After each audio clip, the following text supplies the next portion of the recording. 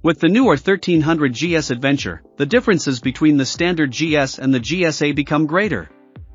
BMW wants to make it clear from a purely visual point of view, the Adventure is not for the faint-hearted. The new head of design at BMW Motorrad, Alexander Buchan, has shown real courage. The comments on YouTube fluctuate between complete disaster and unique. The word mediocre really doesn't come to anyone's mind when looking at the new Adventure. There are enough interchangeable designs for cars and motorcycles anyway. We like bikes that are independent and immediately recognizable. And if you want to hear our opinion, we think it's strong. The new Adventure is available in 4 colors. The standard trim level is Racing Red for €22,335. The 3 other colors come with additional things such as wire wheels, comfort seat, and aluminum tank and cost just under €800 extra. The green option 719 Karakoram also comes with the extensive milled parts package and is priced at €24,460. So if you want to get to the end of the food chain, you have to dig deeper into your pockets. BMW has improved the standard equipment a bit. This was already the case with the last updates and is good for the model policy. Who buys an Adventure without heated grips or cruise control? The seat test on a GS is always one of the most beautiful experiences. Also or especially on the Adventure you sit stately with an extremely large amount of space for driver and passenger. The sitting posture is upright, the handlebars are not too low or too far away, the ergonomics simply fit. Our test bike was fully equipped except for ASA, so we were also happy about heated seats for rider and passenger due to the bad temperatures. With all the comfort and space, however, there is one big point of criticism: the GSA feels extremely heavy when stationary. Maneuvering therefore requires concentration and a portion of strength, of which you should be aware. Although BMW offers a practical setup aid for the Adventure, which lifts the machine when the center stand is folded out and thus simplifies jacking up, this is still not for the faint of heart. So always pay attention to how you park this ship, and please never in such a way that you have to push the box backwards upwards. The Adventure is crammed with everything your heart desires: IMU and lean angle sensors, radar system with adaptive cruise control, brake assist and blind spot assist, driving modes, mobile phone connectivity with aero navigation, electronically adjustable DSA suspension, cruise control, heated grips, keyless ride, auxiliary headlights, matrix LED, cornering lights, turn signal reset, load compensation, 6.5-inch TFT cockpit, this, that and all. Of course, not all of it is standard, but a large part is. Here is the link to the equipment list, where the optional features are also listed. There really is nothing that does not exist for the GSA. Our almost fully equipped test bike with all 3 packages ends up at €25,750. But as I said, please take a look at what a comparable Ducati Multistrada V4 Rally or a KTM 1290 CS costs. Unfortunately, the operation of the GSA takes some getting used to due to the many functions. The anti-glare display is very easy to read and there are extra buttons for the most important things, but BMW newcomers will be quite overwhelmed by the many features that can be set here. Actually, this variety of functions is of course an advantage, but you need a little time to understand the operating logic and the menu system. The engine doesn't seem to care at all how much weight it has to catapult forward. It pushes and pushes and the arms get longer and longer. The torque of the 1300 cubic centimeters Boxers is simply a stunner, and that feels just as wonderful on the Adventure as it does on the standard GS. Unfortunately, this also applies to the quickshifter, which I just can't warm up to on BMW's Boxer bikes. I think you have to push too hard for him to react. I know that the Shift Assistant Pro, as BMW calls it, needs a little more revs than other quickshifters, but still, I find the systems of other manufacturers softer and more fun.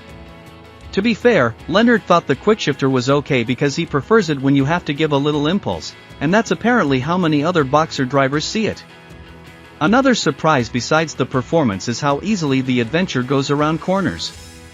Once you've got going, you hardly feel the weight, and the steering angle and chassis geometry make the GSA such an agile machine that even the worst Alpine tour should not be a problem.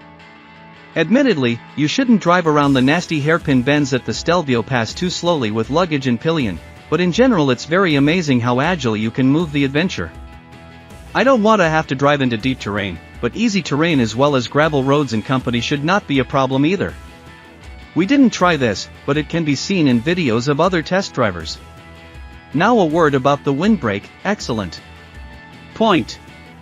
The electrically adjustable windshield installed on our machine offers exactly the comfort I expect from the windshield of an adventure bike, especially when raised, no wind pressure on the upper body and absolute silence in the helmet, so no turbulence. This also works wonderfully at higher speeds, and so the Hamburg-Munich route in one go is no problem at all.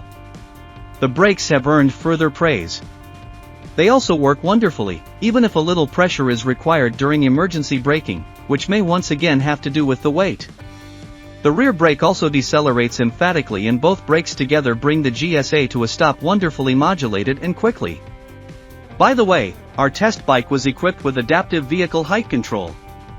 This ensures that you can get your feet on the ground better when standing or waiting at traffic lights thanks to the lowered chassis. From a speed of 50 km per hour, the machine then goes up again and down again at 25 km per hour and less. You hardly notice that, but it works great. The jacking up aid is just as great. If you move the center stand down while stationary, the machine is lifted front and rear so that it is easier to jack up. Pretty cool feature. BMW gives a 3-year warranty on the R1300 GS Adventure. The service is due once a year or every 10,000 kilometers, whichever comes first. Of course, there are also competitors, such as KTM 1290 Super Adventure S, Triumph Tiger 1200 GT Explorer, Ducati Multistrada V4 Rally and Harley-Davidson Pan America Special. Do you notice anything? No Japanese woman among them. It's actually strange that Honda, Yamaha, Suzuki and Kawasaki limit themselves to machines with a maximum of 1,100 cubic centimeters. Or is that perhaps enough? BMW GSA riders will say, nothing comes into my house under 1,300 cubic centimeters. Maybe it's just the beefy look that the adventure drivers love so much about their box. The new GSA is certainly not a bike for everyone.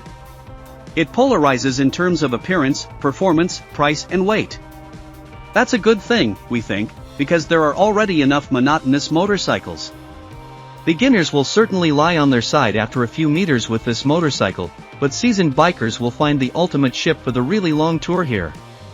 In the afternoon, a short trip to the North Cape and back is no problem with the adventure.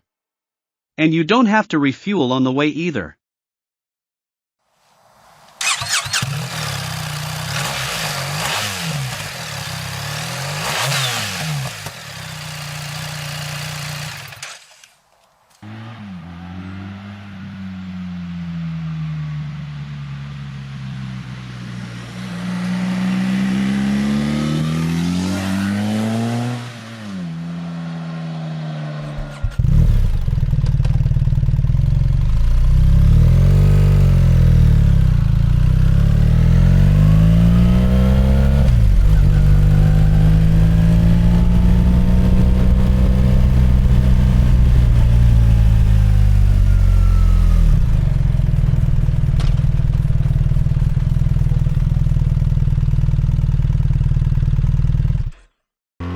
Der Fuchs.